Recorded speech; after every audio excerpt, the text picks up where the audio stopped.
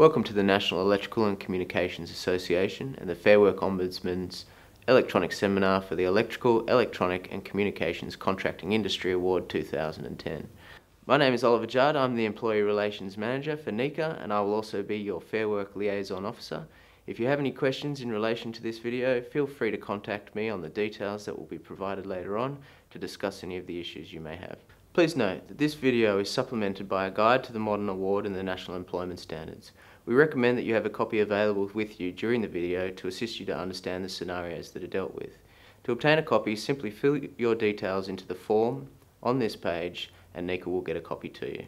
This presentation is broken into chapters, each containing an explanation of each of the National Employment Standards, or NES, and an explanation of the more critical provisions of the Electrical, Electronic and Communications Contracting Award 2010.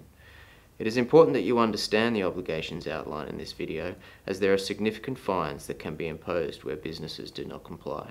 A set of 10 standards, known as the National Employment Standards, or NES, was introduced on 1 January 2010 as part of the implementation of the Fair Work Act 2009. These standards apply to every employee in Australia, except non-constitutional employees engaged in Western Australia. This generally means employees of sole traders, partnerships, and government and public institutions, regardless of their type of employment. This chapter deals with personal carers leave and compassionate leave. The modern award does not make specific mention of any entitlements relating to the accrual and payment of personal carers leave, and, as such, personal carers leave entitlements will stem directly from the National Employment Standards. All full-time employees are entitled to 10 paid days off each year for the purposes of personal carers leave. The entitlement is accrued on the basis of 1.462 hours for each week of service and accumulates from year to year.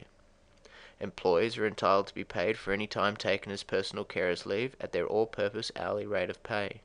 And please note, employees are not permitted to cash out their personal carers leave accruals under the modern award under any circumstances. Employees are entitled to access their accrued personal carers leave in 2 circumstances. They are as follows. 1. Where the employee is not fit for work because the employee is sick or injured, other than for workers' compensation purposes, and 2, where the employee has the responsibility of providing care and support to a member of the employee's immediate family and or household. Where an employee has exhausted their accrual of personal carers leave, and the employer is required to provide care and support for an immediate family or household member, the employee will be entitled to take a further 2 days of unpaid leave for each occasion that the employee is required to provide such care and support. Now, for the purposes of compassionate leave, the modern award again does not make specific mention of any entitlements, rather it refers to the National Employment Standards. The National Employment Standards provide that an employee is entitled to take a period of 2 days of paid compassionate leave for each occasion when a member of the employee's immediate family or a member of the employee's household 1. Contracts or develops a personal illness that poses a serious threat to his or her life, or 2. Sustains a personal injury that poses a serious threat to his or her life, or 3. Dies. Please note that where a casual employee takes compassionate leave, such leave will be unpaid. Compassionate leave is a separate entitlement and does not affect an employee's personal carers leave entitlements. An employee seeking to take compassionate leave is required to advise their employer as soon as practicable, which may be at a time after the leave has started, and they must advise of the likely period to be taken as compassionate leave. Employees will be required to provide proof to their employer, the likes of which would be likely to satisfy a reasonable person. In the event of a death occurring, the employee may be required to provide a copy of a death notice or a funeral notice from a newspaper.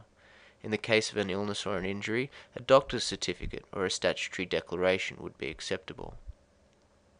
Now, immediate family is defined as follows: a spouse, a de facto partner, child, parent, grandparent, grandchild, or sibling of the employee, or a child, parent, grandparent, grandchild, or sibling of a spouse or de facto partner of the employee. Thank you for watching this video. We encourage you to watch all the chapters in this series. If you have any questions, you can contact me on the details that are shown, and if you haven't already obtained a copy of the guide, we strongly recommend that you get one as soon as possible.